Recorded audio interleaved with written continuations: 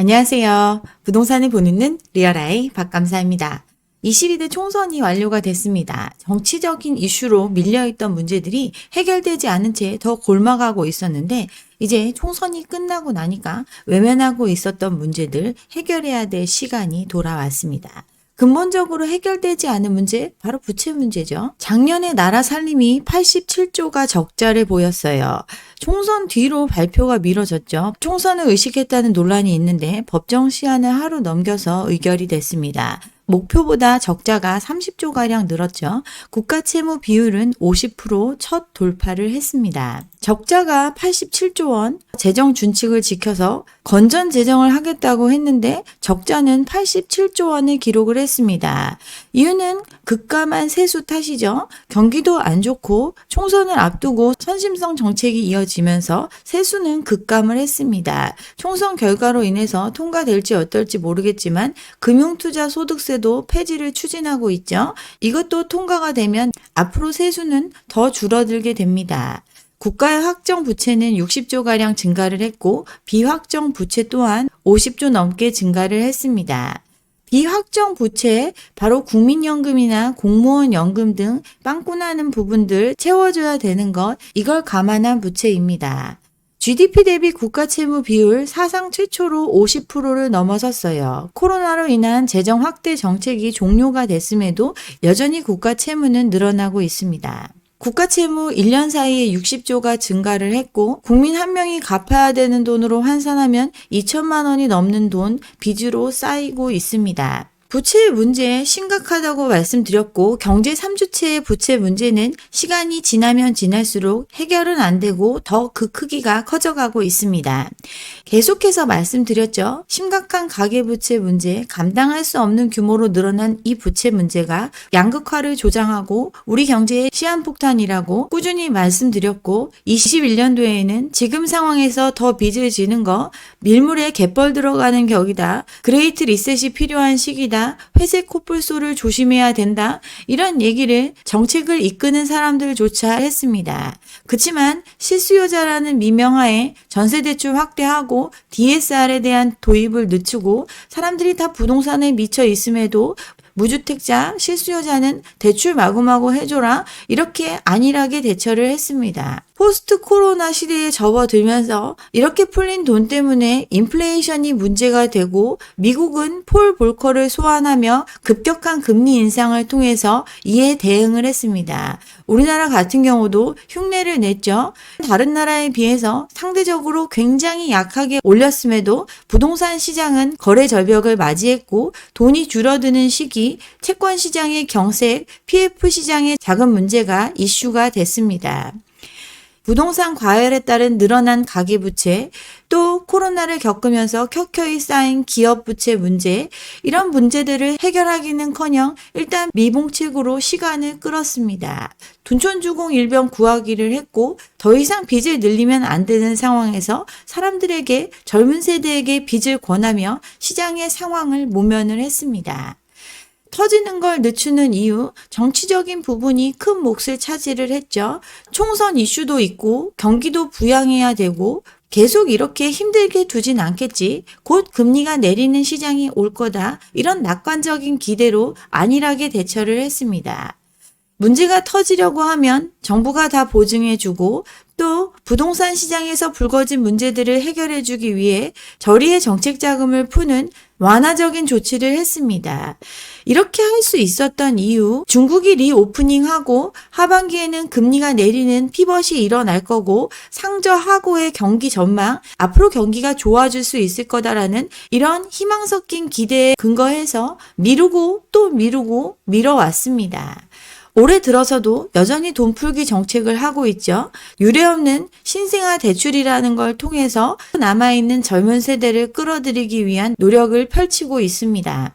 전반적인 시장의 흐름을 읽고 냉정하게 대처를 했어야 하는데 5월에도 7월에도 8월에도 상저하고의 전망을 바꾸지 않았어요. 상반기 내내 안 좋았죠. 하반기도 별반 달라질 게 없음에도 하반기엔 나아질 거라는 기대를 가지고 유예에 유예를 거듭했습니다. 물가가 안정적이지 못하니 정부가 이 부담을 더 지었죠. 유류세도 깎아주고 돈 갚는 거 유예해주고 집만 있고 돈 없는 사람들 버티라고 돈 빌려주고 이렇게 대처를 했습니다. 결과는 어떻죠? 상저하저였습니다. 여기에 곧 긴축이 풀려서 다시 돈 풀기를 하는 세상이 올 거다 이런 전망도 빗나갔습니다. 또 경기가 안 좋다고 계속 얘기를 하는데도 경기 위축을 위한 최소한의 역할에도 돈 안 쓰고 건전한 재정을 만들 수 있는 정부라는 걸 어필하기 위한 노력을 했습니다. 근데 빚줄이기에 실패를 했습니다. 세수는 펑크가 났고 적자는 보여지는 수치는 줄었을지 몰라도 여러 가지 꼼수를 동원해서 덮어뒀어요. 외환 자산을 구입하기 위해서 적립해 놓는 기금, 외평기금이 있는데 이걸 조기에 상환하면서 통계적인 착시를 가져왔습니다. 또 국회에서 통과된 예산을 다 지불하지 않고 불용액을 늘리고 교부세를 지급하지 않는 등 이런 꼼수를 부려서 적자의 규모를 줄였습니다. 국회가 정한 예산을 공식적인 루트로 줄이거나 늘리거나 해야 되는데 이런 절차 없이 수치를 조정을 했습니다. 재정 적자 예상된 거죠. 경기가 안 좋고 부자 감세 정책 이런 거 하느라 법인세, 부가세 이런 거 다 줄어들었습니다. 또 부동산, 주식 등 자산시장의 과열이 소강 상태로 접어들면서 소득세 이런 거 다 감소를 했죠. 원래 지출해야 될 거 집행도 덜하고 줄이고 해서 지출을 줄였지만 펑크는 어쩔 수가 없었습니다. 코로나 지원도 끝났는데 재정준칙 3%는커녕 5%대 가까이 별반 다르지 않은 수치를 보였어요. 상저하고의 장밋빛 전망, 금리 내리면 다시 시장이 좋아질 거고 이 잠깐만 허리띠 졸라매고 하면 잘하는 것처럼 보일 수 있으니 경제에 아무 문제가 없는 듯 1년의 시간을 허비를 했습니다. 이제 총선이 끝났고 다시 달려야 하는 시점이 왔는데 결과는 가계부채는 더 늘어났고 기업부채도 해결이 안 됐고 마지막 보루가 돼줄 정부의 부채 또한 늘어났습니다. PF 문제 해결된 거 하나도 없고 오히려 시간을 유예하면서 이자의 이자까지 빌려주며 버텨왔기 때문에 그 규모는 더 커졌습니다. 다시 4월 위기설이 돌고 있습니다. 숨은 부동산 PF만 65조, 증권사 만기 도래액은 10조 원이 넘습니다. 빨리 정리를 해서 손실을 확정 짓고 살아날 것만 살리고 옥석 가리기를 해야 되는 이 시간을 허비를 했습니다. 그동안 유동성을 지원하면서 금리 낮아지면 다시 부동산 경기 살아날 거고 그러면 PF 시장도 숨통이 트일 거다 이 기대감을 가지고 1년을 버텼어요. 이 기간 동안 빚은 더 늘어났는데 금리 내릴 기미를 보이지 않으니 이제 정리를 하게 되면 더 큰 손실로 확정이 됩니다. 제2금융권 등 약한 고리로 충격이 전이될 수 있다는 우려가 나오고 있어요. 만기 연장 등을 통해서 건설사 부도를 막아왔는데 이 숨어있던 부실 감사 보고 4월에 하죠. 이렇게 공론화되면 더 동구하기 힘들어지고 이게 건설사 연쇄 도산으로 이어질 수 있다 이런 우려가 나오고 있습니다. 이미 감당할 수 없는 빚이기에 연장에 연장을 거듭해줘도 연체는 계속 늘어나고 있고 PF 대출 잔액도 증가를 했습니다. 5조 원 가까이 늘어났죠. 증권사의 연체율 10%대에서 14%로 상승을 했습니다. 저축은행 연체율 2.2%에서 6.94% 3배 가까이 연체가 늘어났습니다. 여전사의 연체율도 약 5% 가까이 급증을 했습니다. 증권업계가 감당해야 되는 부동산 관련 익스포저 10조가 넘어갑니다. 작년에 어찌어찌 넘어갔던 게 5조인데 올해는 2배 가까이 그 위험에 노출되어 있는 규모가 커져 있습니다. 이거 말고도 해외 부동산 위험도 이제 현실화되고 있죠. 미국의 금리 인하가 조기에 일어날 거다. 이 기대감만 가지고 버텨왔는데 금리 인하 가능성이 뒤로 밀리고 있습니다. 유예를 해줬음에도 부실은 계속 쌓여갔고 올해 들어 부도 처리된 건설사 2019년 이후 가장 많은 규모를 기록했습니다. 또 건설사들 올해 3개월 동안 1000곳이 넘게 문을 닫았습니다. 전체 PF 규모 135조를 추산하고 있지만 여기에 새마을금고 등의 PF는 통계에 들어가 있지 않죠. 이들 PF와 유동화된 금액 모두 합치면 실제 PF 규모는 200조 원이 넘어가는데 저축은행 사태 터졌던 2010년의 PF 규모는 100조 원 정도였습니다. 100조 원일 때 터졌고 그때 저축은행 30곳이 파산을 하고 10만 명이 넘는 피해자가 발생을 했습니다. 현재의 PF 규모 그때보다 2배나 많은데 이게 아무 문제 없이 정리될 거다라고 긍정적으로 기대하기 어려운 게 현실입니다. 사업성이 낮은 사업장들 경공매를 통해서 정리하고 다시 새로 구조를 짜서 사업성을 확보하는 이런 절차 1년 전에 이미 시작했어야 하지만 이연을 거듭해 왔고 그 문제는 더욱더 곪게 되었어요. 금융권 브릿지론 3곳 중 1곳이 손실 위기에 있습니다. 증권사 같은 경우는 전체의 절반 가까이가 부실 징후를 보이고 있어요. 부실의 인식을 안 하고 만기를 재연장하면서 1년을 버텨왔고 그 문제는 전혀 해결되지 않았습니다. 저축은행들 대출은 아예 문 닫고 건전성 확보를 위해서 대손 충당금 쌓고 이렇게 하면서 1년을 버텼는데 최근 부동산 경기를 고려하면 대비가 한참 부족하다라는 얘기도 나오고 있죠.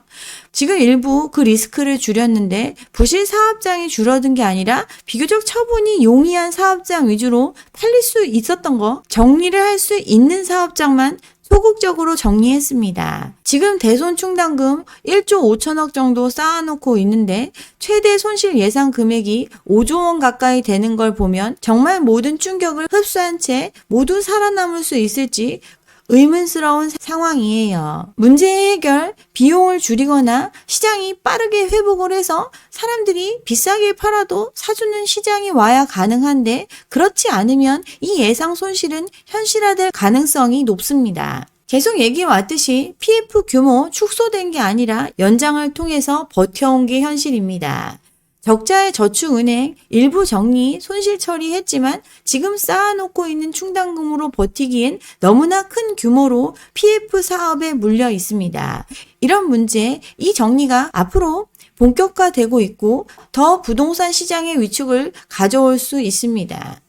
어쨌든 지금 경제의 3주체 모두 한계에 도달한 부채 상황을 보이고 있습니다. PF를 포함한 기업 부채 문제 해결책이 없습니다. 또 가계 같은 경우 역전세 문제 스스로 해결 못해서 정책자금 풀어서 대환대출 해주고 이렇게 버티고 있고 자영업자의 부채 문제 심각해지고 있습니다.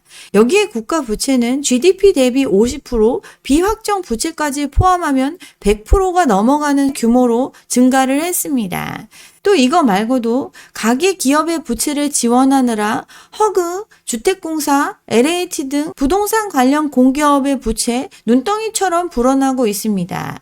물가 문제 때문에 전기요금 못 올리고 유류세 깎아주고 한전 등 공기업의 부채는 쌓여가고 있고 앞으로 PF 시장 정리를 위해 큰 역할을 해야 되는 캠코, 신보 이런 국가 기관들의 부채 이 또한 급증할 예정입니다. 정말 한계 상황인데 그럼에도 불구하고 안일하게 대처한 결과 우리의 미래 정말 시계제로 상태입니다. 그동안 믿고 있었던 고금리 시대의 종료 기대하기 어렵습니다. 미국 같은 경우 인플레이션이 잦아들지 않고 있고 곳곳에서 발생하는 전쟁 등으로 물가는 불안한 모습을 보이고 있습니다. 여기에 유가는 올라가고 미국 이런 상황이다 보니까 예상했던 상황 매우 많이 달라지고 있습니다. 미국 금리 인하 언제 할까가 아니라 할까 안 할까의 문제가 된 상황이죠. 인플레이션이 3개월 연속 예상을 상회하면서 올해 금리가 내리기 시작할 거다라는 기대가 많이 꺾이고 있습니다. 월가의 황제라고 불리는 JP 모건 회장이 미국 금리 8% 이상을 대비해야 된다. 이 얘기가 허황된 얘기가 아니고 현실적으로 들리기 시작을 했습니다. 지속적인 재정 지출, 세계의 재군사화, 또 에너지 비용 상승 가능성 이런 부분들이 인플레이션을 끌어올릴 수 있고 이게 안정되지 않으면 금리 인하 지금 꿈꿀 수 없는 상황입니다. 또 인플레이션이 3%대에 고착화되면 금리를 낮출 수 있는 근거가 사라지는 상황입니다. 전 미국 재무장관도 이야기를 했죠. 이러다가 페드 금리를 인하가 아니라 올릴 수도 있을 거다라고 예상을 했습니다. 빨리 금리 인하했다가 지금까지 해온 정책의 효과를 모두 잃어버릴 수도 있는 실수를 할 수 있기 때문에 이런 전망이 나오고 있죠. 고금리 잠깐만 견디면 됐고 다시 빚내는 사람 늘어날 거니까 좀만 참자. 이렇게 생각했던 사람들 지금 막막한 상황이 됐습니다. 한국은행 기준금리 10회 연속 동결을 했습니다. 또 금리 인하에 대해서도 선을 그었어요. 계속해서 금리를 동결하는 이유, 할 수 있는 선택이 없기 때문입니다.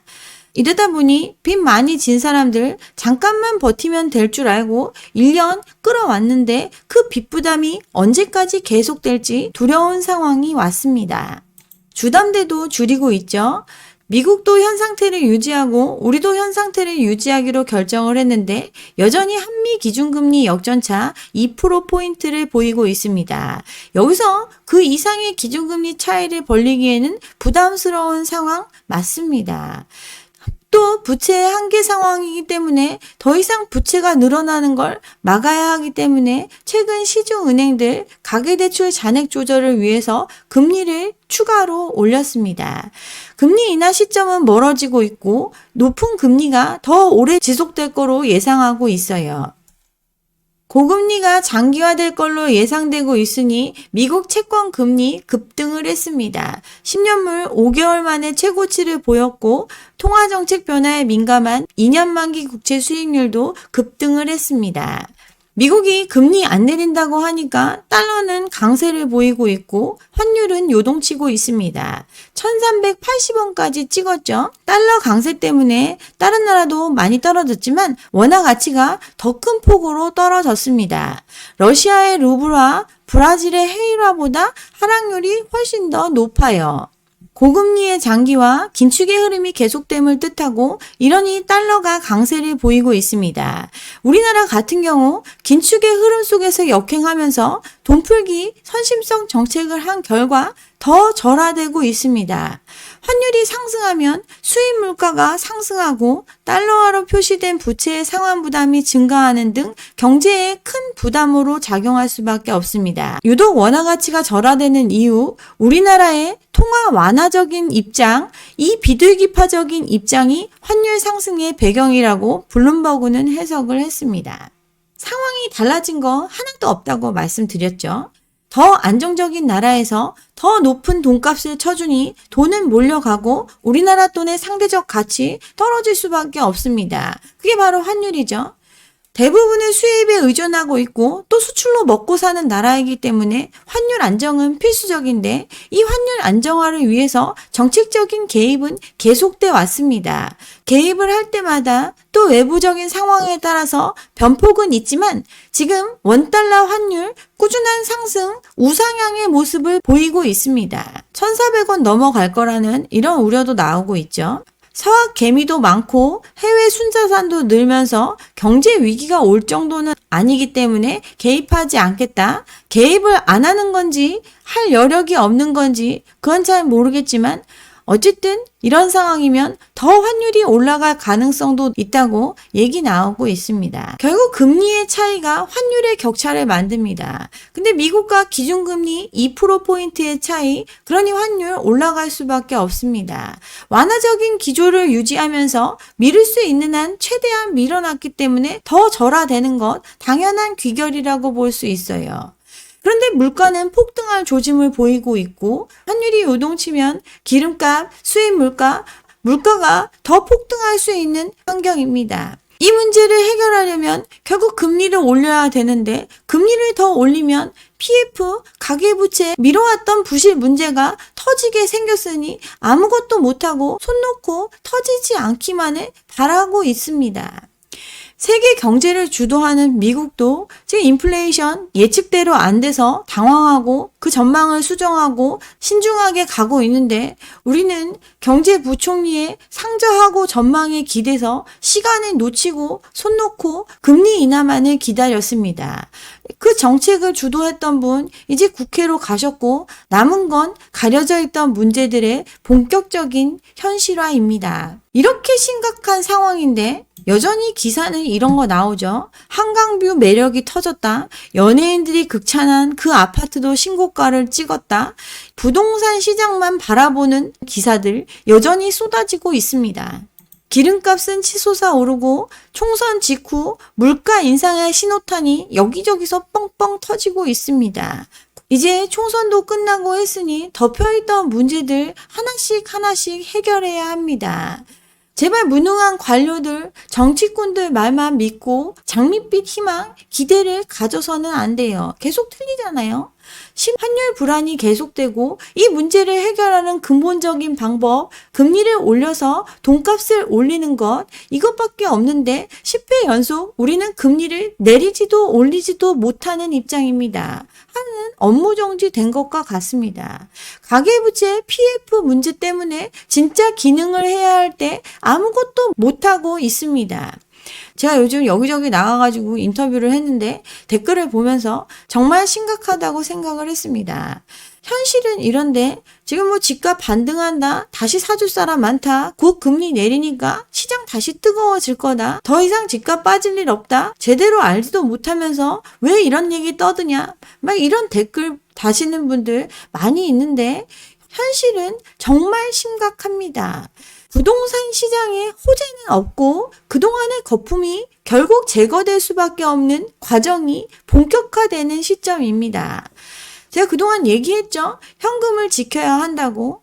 이 조정, 이 고난의 시간이 지나가고 나야 진정한 기회를 가질 수 있습니다. 이슈는 사라졌고 팩트만 남은 시장입니다. 시계 제로의 상황에서 섣불리 움직이지 않으셨으면 좋겠습니다.